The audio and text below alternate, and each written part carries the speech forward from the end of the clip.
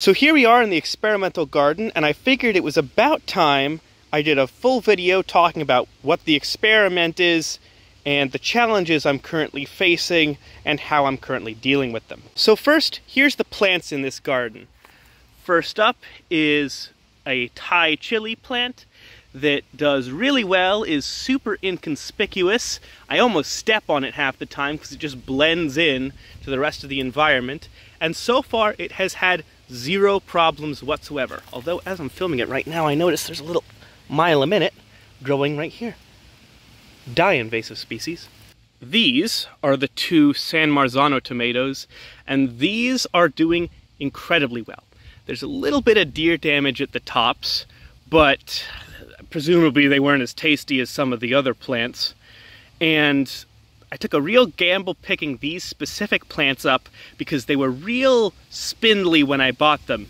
And I figured out of all the ones I could have selected, those ones were the only ones that were both in the shade and were attempting to reach the light. So while they were spindly, I made the gamble that they were doing that because they had the energy and, well, the will to live, I guess. And I lucked out. These guys have proved so far to be very good plants, and they're doing very well. This poor jalapeno plant was doing fairly well, but it can't catch a break. So far it's been doing well in the past 2 weeks. It lost its top section when it was very young to probably a slug biting off sort of the stem here. That was unwelcome. But it's started recuperating so far, and the deer kind of avoided it, so I should be happy about that.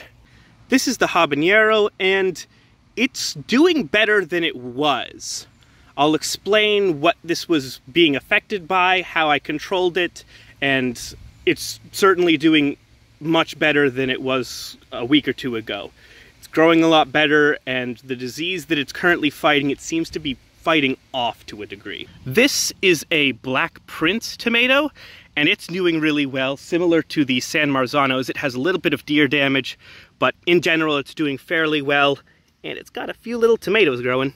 Here's a bell pepper that was doing phenomenal until the deer saw it and tasted it quite a bit, and as you can see, it also got the tops.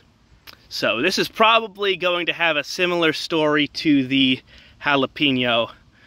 It should bounce back, but I don't think I'm going to get anything from that little pepper right there. And now on to the last two. We have Mr. Lucky and Mr. Unlucky. These are both Cherokee purples. This one was not at all touched by the deer that ran through here.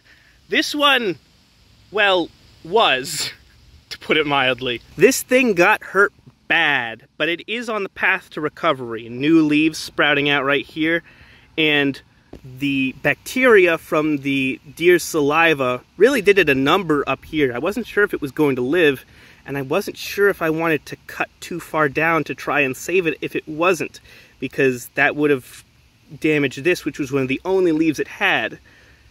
So I was waiting to see if it could pull through, and so far it's on the path to recovery, so it's doing fairly well. Well, it's alive, and that's about as much as you can hope when a deer thinks it's delicious. So with that out of the way, what's the experiment? Some of you might notice that these are all plants in the Solanum genus, and they're not the only ones growing here. Some of you may also notice in the background, we have some Carolina horse nettle, devil's tomato, which is also in the Solanum genus, and I don't know if there's any within the very angry fencing, but there's also some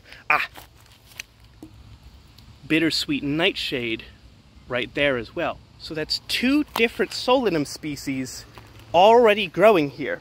And I hazarded a guess that this area was also going to be good for other Solanums. In general, in my experience, there are really 3 things you need to be concerned about when growing anything in a garden. And those 3 things are growing conditions, animals, and disease. This area probably gets the most sun out of anywhere on the property while also not being completely submerged when it rains. This is on a bit of elevation compared to the other ground. Except for watering these one time during the last heat wave, I haven't watered these for weeks. These plants have developed deep roots, and since the water table is reliably a couple feet under them, they don't really need me to water them at all, which is really nice considering it's the summer, and who knows, I might want to go on a trip somewhere, and I can't be here all the time to water these every single day as some people do with their tomatoes. Now, focusing on growing conditions was intentional. In my opinion, it's the most important of the three. You can do a lot after things are planted to try and control animals, to try and control disease. But once you plant something in the ground, if it's not in a good spot where it's not going to grow well, you're going to have far more problems. I personally think the good growing conditions are why none of the plants have keeled over and died yet. So far, despite all their problems, all of these plants are still alive. And they've had quite a few problems. I personally think that the growing conditions mean they have the energy to pull through.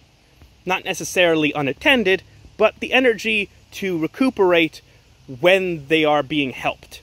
So that brings us to the challenges. First up, animals. And first up for that, deer. Deer are probably the worst animal for a garden. It's a toss-up, but probably the worst. Because they act very quickly.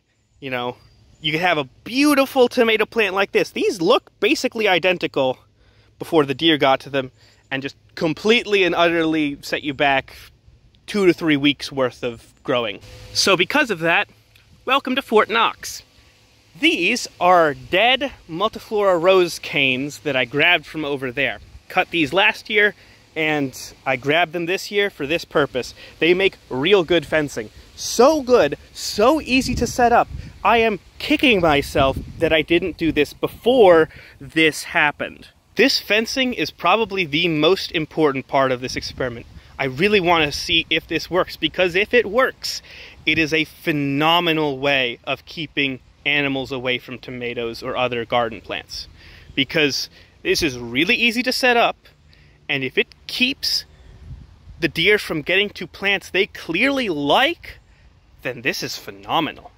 A fence to protect a garden doesn't have to physically keep animals out. In order to do that, you need a 10-foot high fence to keep deer out, and even that's iffy.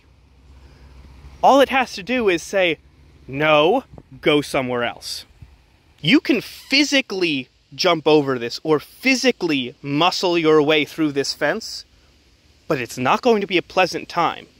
It's sort of like you can physically crush a hornet in the palm of your hand, having it sting you. You can do that. You can kill the hornet that way.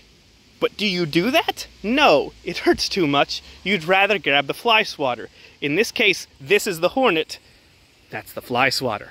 A beautiful meadow that I'm really upset the deer didn't just eat from in the first place. Ah, well, I guess it goes to show, no matter how good the carrot, you always gotta have the corresponding stick or it's not gonna work.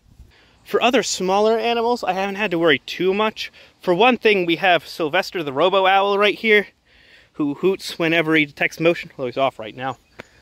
But, you know, that's good for keeping away birds, for keeping away smaller rodents, hypothetically for keeping away deer. That's untested because due to overheating concerns, I put this guy away when the deer attacked, so who knows, might even protect against that. Always good to have 2 layers of protection anyway.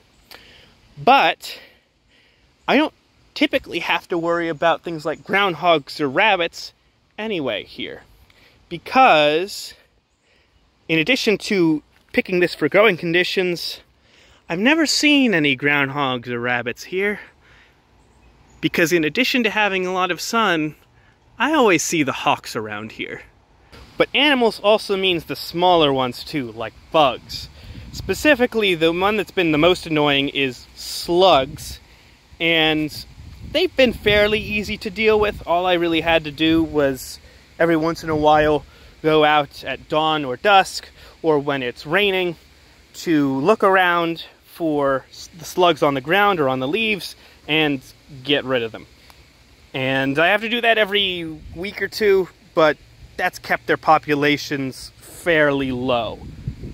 In addition, I put down some mugwort, which is a wormwood species, to further deter the slugs.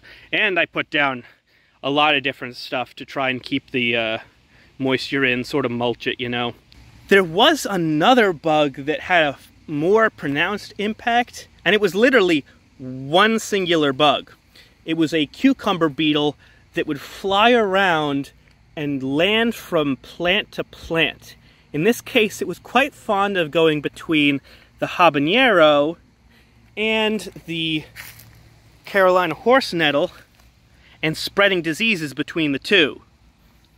So that's the reason that of all the plants here, this one's the only one really dealing with what I think is a bacterial leaf spot.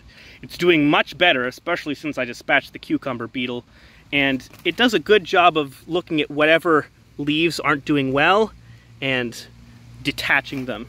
I just have to come in and toss them out of the garden to make sure that the diseases don't get into the soil and then splash up onto the leaves again. The cucumber beetle that was doing that is no more, so I figure the disease is probably going to clear up. Although I might get rid of some of the Carolina horse nettle that is showing the leaf spot, just because, you know, it's a lot harder for it to continually spread if there's less affected diseased plants around. You know, one of the perks of doing these videos is sometimes I'll notice things I hadn't before. For instance, this cucumber beetle. So that's a great example, and also fly away if you know what's good for you. And of course, I've already kind of bled into the disease portion of this, but there's not even much more to talk about. The only really annoying thing was, of course, having other solanims around. Diseases can cross between them. So I had to be sort of really careful about making sure that there were no other solanims, whether the leaves of these plants being put back into the ground or the other solanims being put into the ground. They all need to be tossed out of the garden. And putting down some mulch helps with preventing any fungus from getting onto the lower leaves, splashing up, and also pruning the lower leaves. I've been fairly decent about that, and I haven't had much issue with any diseases in this plot of land, especially because due to the fact that you don't have to water these every day, the soil dries out really harshly, at least the top layers, and that tends to keep the diseases at bay. So they're doing fairly well, all things considered. Really, the only thing is the animals, and I think the multiflora rose will be a strange ally in preventing that from occurring ever again. So that's about it. Of course, this is an experiment, so I'm not yet at the point where I'm, trying to tell you guys how to grow tomatoes. This is just testing a bunch of stuff. Especially, testing whether this multiflora rose fencing works to prevent deer. This is the perfect thing to do it, because the deer know these are here. The deer clearly liked munching on them, and if this fence stops them from getting to the plants, this is a really good fencing solution if I was going to try and make an even bigger garden, or really try and do a garden for any meaningful, non-experimental purpose. This is, of course, not the best way to grow tomatoes, but if you just follow a guide of how to grow tomatoes, or if you just grow some tomatoes indoors or in a greenhouse, well, you're not going to learn as much as in doing this. So it's a learning experience, and so far, I think I'm learning quite a lot. And I hope you continue to learn, enjoy, and as always, I wish you the best. Till next time.